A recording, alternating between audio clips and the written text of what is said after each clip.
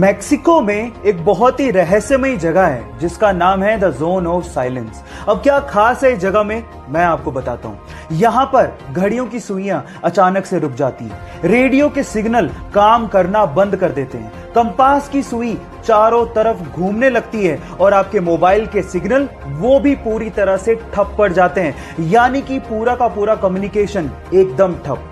सबसे मिस्टीरियस बात यह है कि the zone of silence, Bermuda triangle और गीजा के पिरामिड वर्ल्ड मैप पे एक ही लाइन पे हैं, यानी कि तीनों मिस्टीरियस जगह अलाइंड है। ये मिस्टीरियस फैक्ट सुन के आपको कैसा लगा, चैट सेक्शन में लिखना मत भूलिएगा।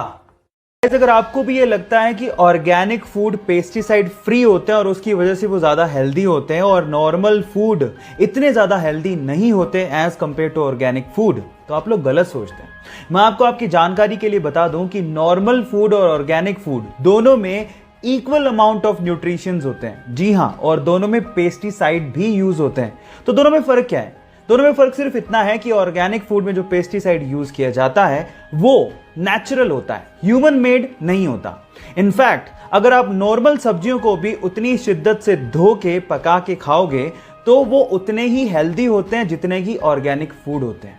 सो ये इंटरेस्टिंग फैक्ट जान के आपको कैसा लगा, चैट सेक्शन में लिखना मत भूलिएगा।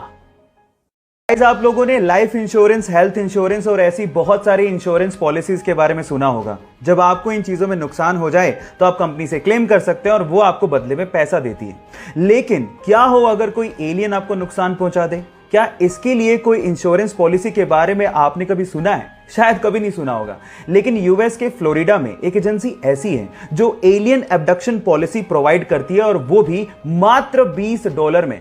इसका मतलब यह है कि अगर कोई एलियन आपको किडनैप करके ले जाए तो आपकी लाइफ इंश्योर्ड होगी।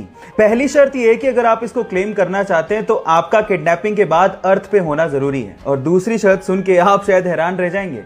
इसको क्लेम करने के लिए आपको जिस एलियन ने किडनैप किया है उसका सिग्नेचर आपके पास होना बहुत ज्यादा जरूरी है। अगर इंडिया में कोई ये पॉलिसी बेच रहा होता तो लोग जरूर पूछते कि मेरे माथे पे कुछ लिखा है क्या। खैर, आपको ये फैक्ट जान के कैसा लगा, चैट सेक्शन में लिखना मत भूलिएगा। नेशनल ज्योग्राफी ने एक बार एक पिक्चर शेयर करी और उस पिक्चर में एक जेलीफिश के अंदर एक फिश, रियल फिश दिखाई दे रही है।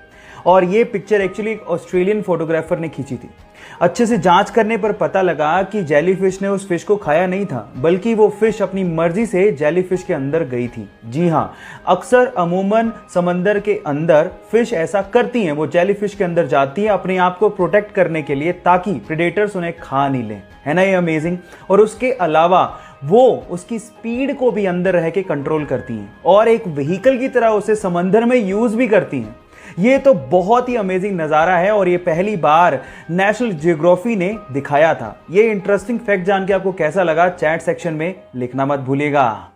अमेरिका में एक बंदा है जिसका नाम है जॉन हैरिसन।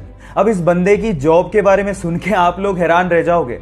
ये बंदा अमेरिका की एक बड़ी आइसक्रीम कंपनी में आइसक्रीम टेस्टर की तरह काम करता है। मतलब आइसक्रीम को टेस्ट करने की नौकरी। कितनी यमी जॉब है ना ये। मैं आपको आपकी जानकारी के लिए बता देता हूं कि इनकी जीभ को इतना वैल्यूएबल माना गया है कि यही बंदा आइसक्रीम को टेस्ट करके बताता है कि कौन सी आइसक्रीम मार्केट में चलेगी और कौन सी आइसक्रीम मार्केट में नहीं चलेगी। इसी के चलते उनकी जीभ का 7 करोड़ रुपए का इंश्योरेंस तक करवाया गया है। ये वियर्ड सी जॉब के बारे में सुन के आपको कैसा लगा, चैट सेक्शन में लिखना मत भूलिएगा।